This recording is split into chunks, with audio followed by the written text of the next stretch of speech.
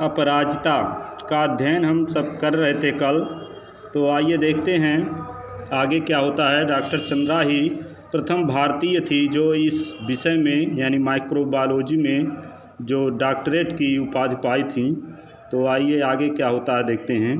जब इसे सामान्य ज्वर के चौथे दिन पक्षाघात हुआ तो गर्दन के नीचे इसका सर्वांग अचल हो गया। यानी कि जब इनको सामान्य पक्षाघात मतलब लकवा रोग, तो जब इनको चौथे दिन लकवा रोग हो गया तब गर्दन के नीचे इनका पूरा भी जो भी अंग था वह सब निष्प्राण हो गया। भयभीत होकर हमने इसे बड़े से बड़े डॉक्टर को दिखाया। तो उनकी माँ जो थी टी सुब्रमण्यम, वो बता रही हैं कि हमने डर करके इसे बड़े बड़े डॉक्टर को दिखाया। सबने एक स्वर में ही कहा कि यह सब पैसा बर्बाद करना व्यर्थ ही है, यानी पैसा बर्बाद मत कीजिए, आपकी पुत्री जीवन भर केवल गर्दन ही हिला पाएगी। तो डॉक्टरों ने जवाब दिया कि आपकी पुत्री केवल गर्दन ही हिला सकती है, उसके शरीर में प्राण नहीं आएंगे। जो निष्प्राण हो गए थे, यानी गर्दन के नीचे का सारा हिस्सा निष्प्राण ही था, केवल मांसपिंड ही था। संसार की कोई भी शक्ति इसे रोग मुक्त नहीं कर सकती। तो डॉक्टरों ने कहा कोई भी शक्ति इसे रोग मुक्त नहीं कर सकती। सहसा अचानक श्रीमती सुब्रमण्यम का कंठ अवरुद्ध हो, फिर वे धीमे स्वर में मुझे बताने लगी मेरे गर्भ में तब इसका भाई आ गया था। तो बताने लगी कि मेरे गर्भ में यानी उनके पेट में उनका छोटा भाई जो डॉक्टर चंद्रा का था वह आ गया था। इसके भयानक अभिशाप के बावजूद मैंने कभी विधाता से यह नहीं कहा कि प्रभु इसे उठा लो। तो कहती हैं उस स्थिति में भी मैंने कभी यह नहीं ईश्वर से कहा कि इसे उठा लें, यानी इसकी मौत हो जाए, इसे उठा लो, इसके इस जीवन से तो मौत ही भली है। तो उन्होंने कहा कि मैं ये नहीं कभी कही ईश्वर से कि इसे उठा लो और इसके इस ज़िंदगी से, इस जीवन से तो इसका मर जाना ही बेहतर है। मैं निरंतर इसके जीवन की भीख मांगती रही और मैं हमेशा ईश्वर से यह प्रार्थना करती रही कि इसका जीवन सही सलामत रहे। केवल सिर हिलाकर यह इधर से उधर देख भर सकती थी और इसका शरीर इस तरह से था कि केवल गर्दन में ही प्राण था, जान थी, और वह सिर ही केवल हिला करके इधर से उधर देख सकती थी। न हाथों में गति थी न पैरों में, फिर भी मैंने आशा नहीं छोड़ी। और वो कहती हैं कि इनके हाथों में न गति थी न ही पैरों में, फिर भी मैंने आशा नहीं छोड़ी। हमारे मन में यह आशा थी, यह उम्मीद थी कि एक दिन सही हो जाएगी। एक आर्थोपैडिक सर्जन की बड़ी ख्याति सुनी थी, वहीं ले गई। तो जो हड्डियों के डॉक्टर होते थे उनके पास ले गई, उनकी बहुत प्रसिद्धि सुनी थी और उनके पास वह लेकर गई। 1 वर्ष तक कष्ट साध्य उपचार चला और 1 साल तक उसका उपचार चला उस डॉक्टर के पास, उस सर्जन के पास। और एक दिन स्वयं ही इनके ऊपरी धड़ में गति आ गई और दवा चलते चलते, उपचार चलते चलते एक दिन ही ऐसा ही हुआ कि उनके ऊपरी धड़ में जो बेजान थे उसमें गति आ गई। हाथ हिलने लगे, नन्ही उंगलियां मुझे बुलाने लगी और उनके हाथ हिलने लगे और चंद्रा के हाथ हिलने लगे और उनकी उंगलियां मुझे बुलाने लगी, यानी अपनी माँ को बुलाने लगी।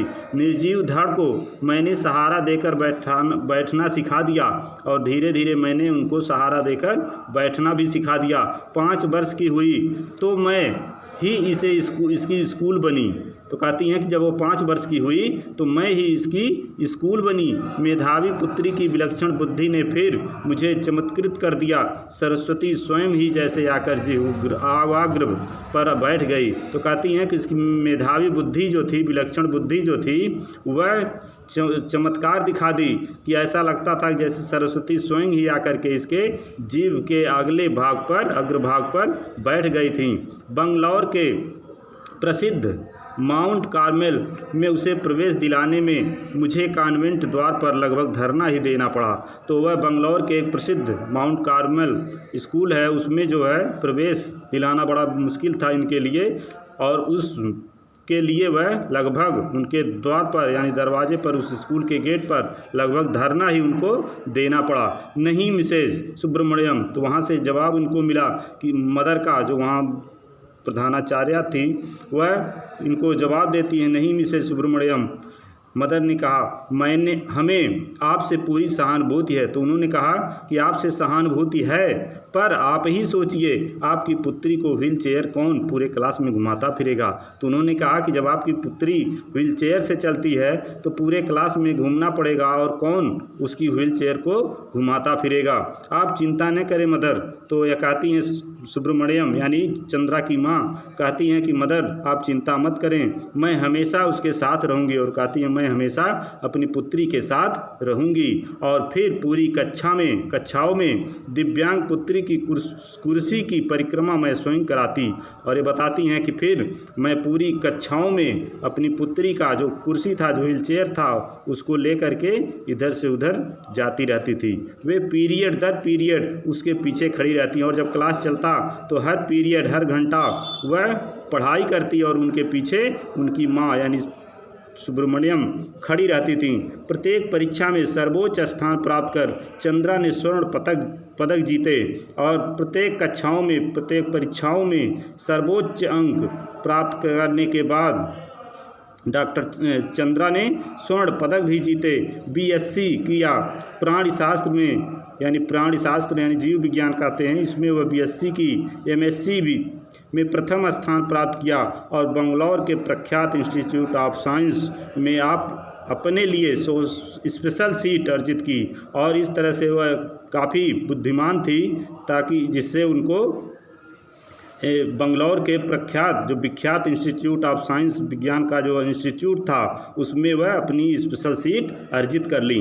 अपनी निष्ठा, धैर्य एवं साहस से 5 वर्ष तक प्रोफेसर सेठना के निर्देशन में शोध कार्य किया, और अपनी निष्ठा और धैर्य साहस के बल पर प्रोफेसर सेठना के निर्देशन में शोध का कार्य किया। इसी बीच माता पिता ने पेंसिल्वानिया से व्हील चेयर मंगवा दी, और एक व्हील चेयर उनके लिए पेंसिल्वानिया से मंगवाई गई, जिसे डॉक्टर चंद्रा स्वयं चलाती हुई पूरी प्रयोगशाला में बड़ी सुगमता से घूम सकती थी।